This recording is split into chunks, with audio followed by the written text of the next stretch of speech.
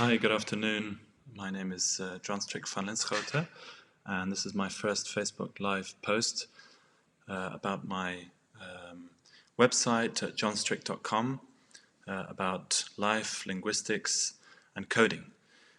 And today I'm going to talk to you about my latest blog post, which is called 5 Ways in Which Words Really Mattered in History. So, language is a part of society, and therefore both a vector but also a site of struggle for balance in society and equality.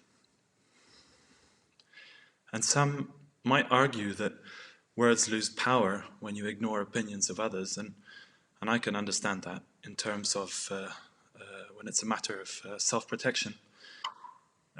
But when words are used as part of a channel to channel social change, then sometimes this is not an option. Bonjour Moussa. Salut, ça va? Très bien de t'avoir. I would say when it comes to words mattering, awareness is key. And of course, it works in both ways. Not only language affects society, but most importantly, society can and also does affect language change itself. And here the studies done in academia, in the fields of social linguistics, discourse analysis, critical discourse analysis, which is also about finding, making also social change, and also the study of rhetoric have been quite influential. So let's talk a little bit about the post which I wrote on Medium a few days ago. So basically there are five parts. The first part was about a time in history when words really mattered, in the period of feminism, or it depends on what you call it, post-feminism or feminism today. And we know about the use of gender-appropriate language, how important that is today. And secondly, as another example, who knows, the binary use of the personal pronoun nowadays is not necessarily safe. Language can always change.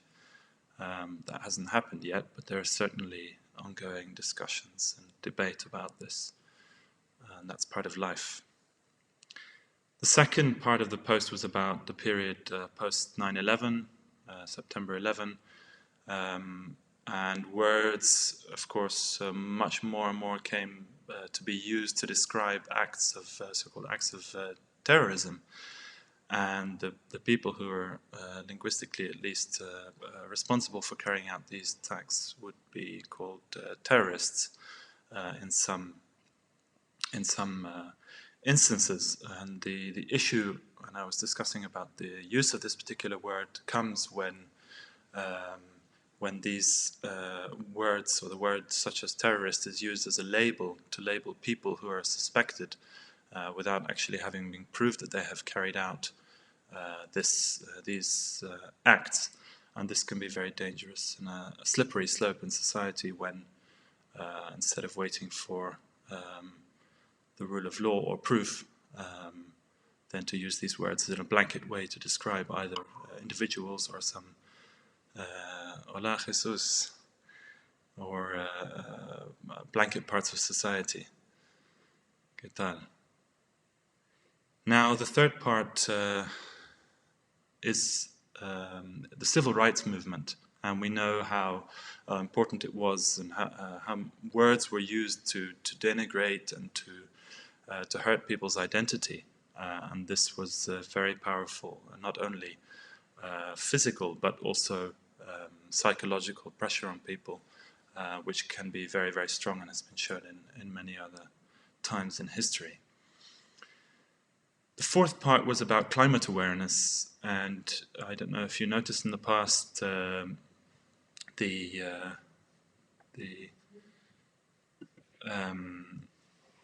change of the use of the word climate change, and then it became climate crisis.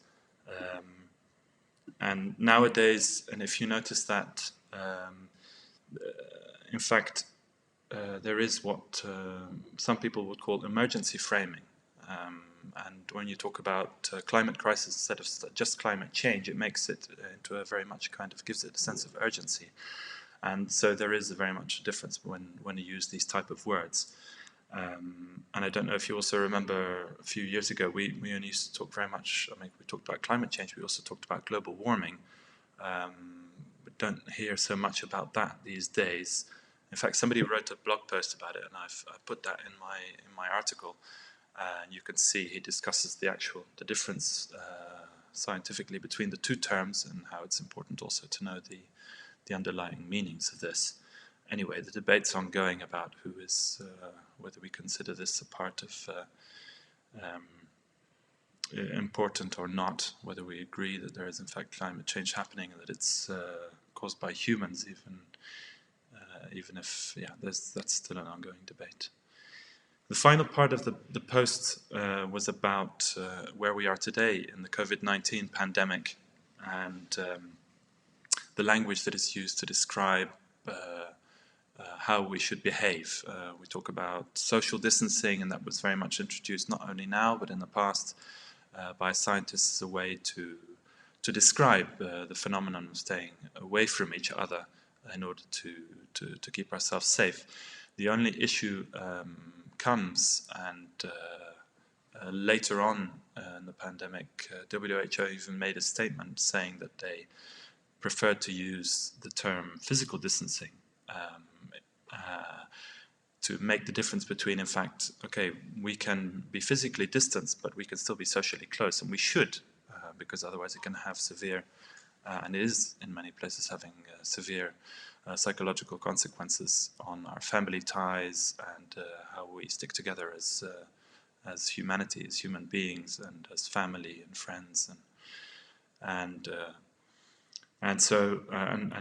the WHO is not the only organization. Many other organizations, whether in the Red Crescent movement, and many other commentators and academia, and have talked about this and tried to push that forward. Unfortunately, it's still language, and people can be stubborn to change, and so this term is still very much exists also by many official commentators and leaders,